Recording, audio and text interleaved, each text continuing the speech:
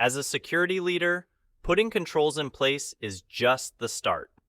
The real question is, are they actually working? That's where control assessments come in. Your job isn't just to deploy policies, firewalls, or DLP tools.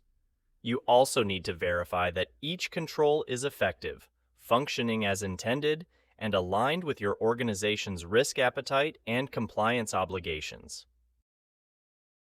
When you conduct a control assessment, you're stepping into the role of a verifier. You're not just assuming your security or privacy controls are working, you're actively checking their health and effectiveness. This process gives you confidence that your defenses aren't just designed well, but also performing as expected.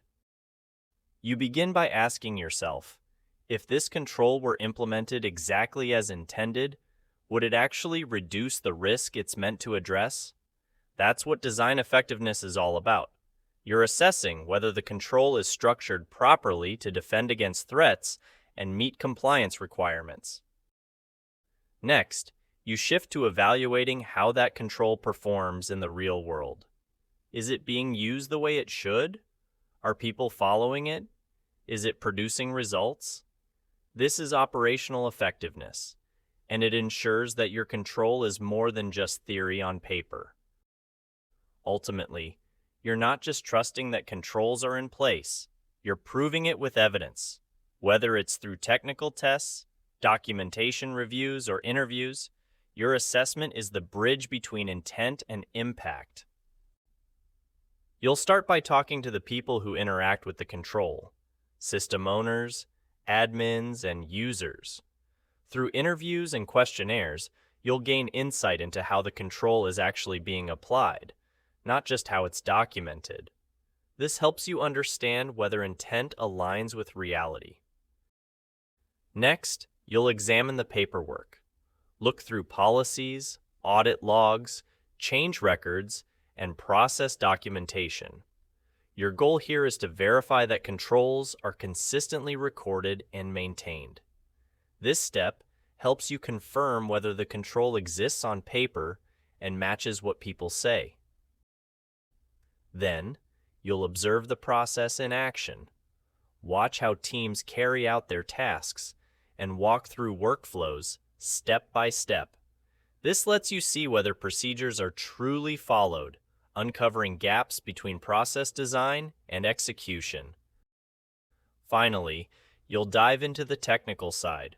Run vulnerability scans, verify configuration baselines, and simulate attacks to stress test the control.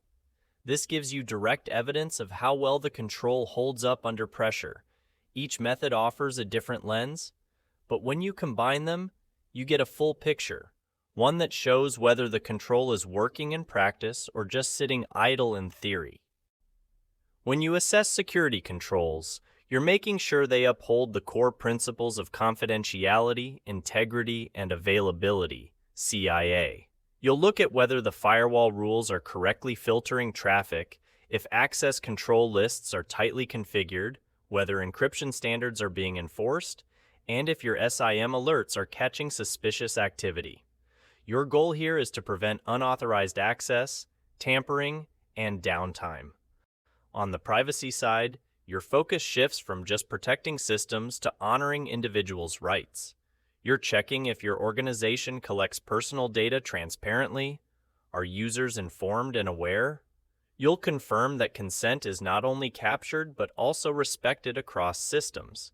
You must also verify whether retention and deletion schedules are followed, and that access rights, like data subject access requests, are fulfilled properly.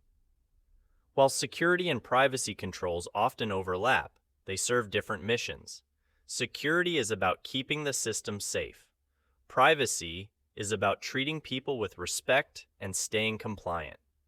You need both to build trust and avoid regulatory trouble. If you're working with U.S. federal systems or want a deeply structured approach, CISSP 853A gives you a proven playbook. It walks you through control assessment procedures that ensure your security and privacy practices are not just documented but truly effective. When you need a globally recognized framework, ISO, IEC 27001 and 27002 offer structured guidance for building and evaluating your information security and privacy program. Use them if you're aiming for ISO certification or need to demonstrate strong governance across borders. If your focus includes IT governance and aligning security with business strategy, COBIT is your ally. It helps you evaluate management practices and processes, making sure your controls support not just security goals, but overall enterprise success.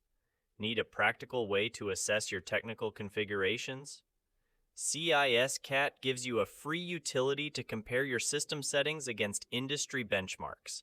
It's especially useful when you want quick wins and evidence-based configuration checks. Choose the framework that fits your environment and compliance needs. The goal is consistency, credibility, and coverage. Once you assess a control, you must document your findings clearly. Each control should have a description of what was tested, the evidence collected, a determination of whether its effective remediation recommendations, if needed. This documentation feeds into audits, risk treatment plans, and improvement cycles. If it's not documented, it didn't happen. So, what's your key leadership takeaway? As a security leader, your job isn't just to ask, do we have controls? You need to ask, are they working? Control assessments give you evidence, not assumptions. They validate that your defenses are real, effective, and aligned with both security and privacy expectations. Use frameworks to standardize the process, involve your teams to gain insight, and always tie your findings back to business risk. That's how you lead with confidence and accountability.